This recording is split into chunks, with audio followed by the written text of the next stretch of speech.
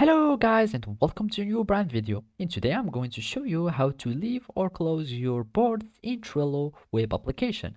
So the first thing that we need you to do now is to open your Trello website and then just connect with your Trello account. And if you don't already have an existent account, just connect with your Google, Facebook or Apple account and then just follow these simple steps. So after you successfully uh, open your Trello application and you will see this workspace as follow. You will need to go to boards and go to the board that you want to close or leave, or you can just go to your boards here section and search for the board that you want to leave and click on this 3 point action, and here we will find close your board. So basically you'll need just to close, and this way you will see that your board has been closed.